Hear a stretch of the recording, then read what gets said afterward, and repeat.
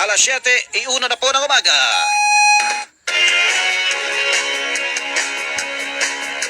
Tapat sa balita, yan ang aming hanata. DZBB, Super Radio 594.